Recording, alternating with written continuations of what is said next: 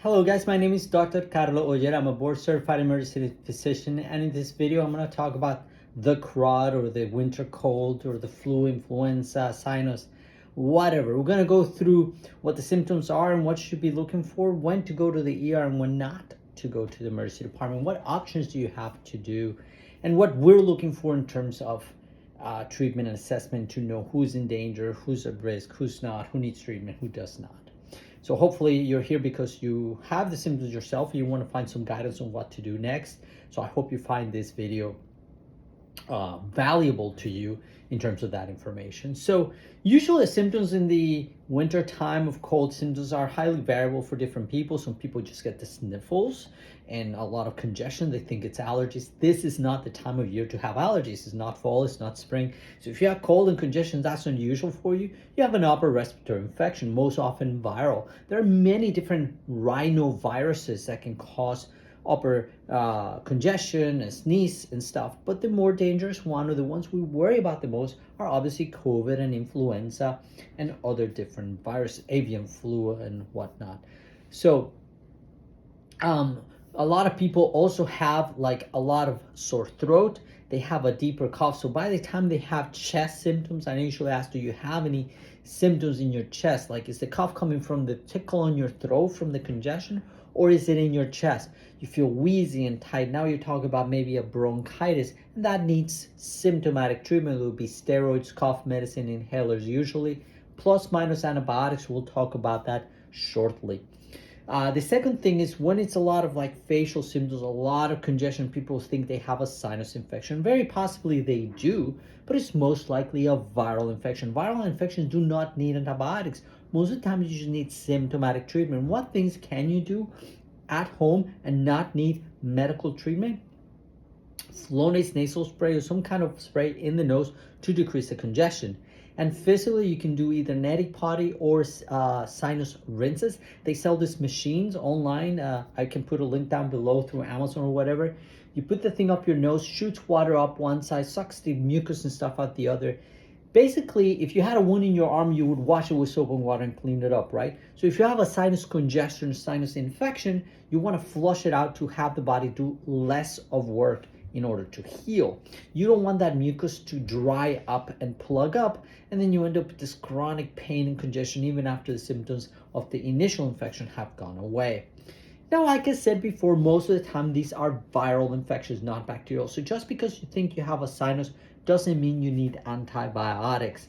If we think we need antibiotics, it's because you have a lot of unilateral sinus pain, thick, heavy drainage, maybe bloody, high fever, chills, or the duration of the symptoms has already been 7 to 10 days. Those are usually my 3 things I look for to definitely guarantee that I'm going to give an antibiotic to somebody. The question is, when should you go to the emergency department? Most of these can be handled without going to the emergency department. I actually encourage you to do so. Now, before you do, I would recommend you purchase one of these. You can get those on Amazon at the pharmacy. It's the COVID flu A, flu B test, and run your own test before you go to the appointment online, before you go to the ER. These are fast, quick, easy, and if they're positive, you have your answer of what it is. COVID, the only medication specific to COVID is the Paxlovid, and it costs $1,300. Most of the time we won't prescribe it unless you're a high-risk patient. COVID is not what it used to be in 2020, and nowadays you just need symptomatic treatment for the most part. If you have flu A, flu B, there's the option for Tamiflu.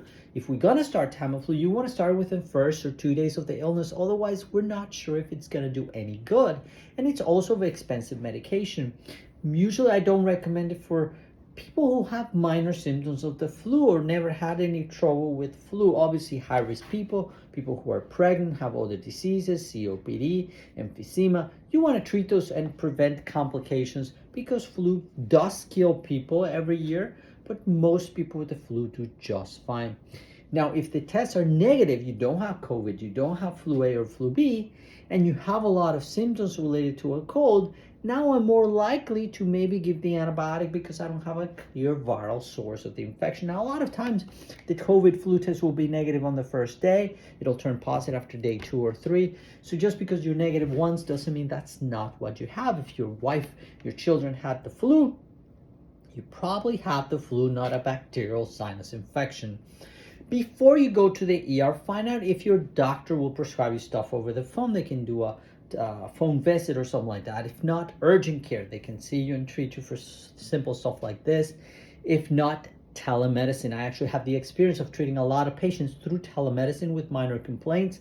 Sesame Care is a platform I am on. So if you're Georgia and Pennsylvania with similar symptoms, you want to be assessed and treated, I can definitely help you with that. If not, the site itself will match you with providers in your state who can see you and order prescriptions for you, saving you the emergency department visit. They can write a work note or whatever else you need. Most of the time, you just need to stay out of work for a few days, wear your mask around people, use medicines to help the symptoms like congestion. We already tried, say, the Flonase. You want to treat oral medications like Sudafed and things like that, and a lot of hydration and rest. So that's really it. So if you think you have the crud or the virus or something like that, you have sinus symptoms, doesn't mean you actually have bacterial sinusitis. So just because you have those symptoms doesn't mean you need an antibiotic. Certainly if the symptoms have been going more than 7 to 10 days, there's thick discharge, bloody discharge, you feel very ill with it, more likely than not, we will give you the antibiotic, especially if the COVID flu test has been done and it's negative. But if it's positive, then I really would like to hold off on antibiotics and treat it like flu, COVID, or viral infection in that sense. So that's my 7 minutes of education on the winter crud or the winter infection, upper respiratory infection, sinus and things. Obviously, if you're having chest symptoms, now that's more a bronchitis, and certainly that will require more care, more prescriptions and other things like that. But bottom line is, if you think you're having a medical emergency, you should and go to the emergency department. We're there to serve you and take care of you, and it doesn't matter to us. We're there anyway. We're going to provide you with the best care we can, but we also don't want to overwhelm the system with things that can be handled through other means, meaning primary care, urgent care, telemedicine, before you jump and get a huge emergency room bill for not much treatment. There are other options for you out there.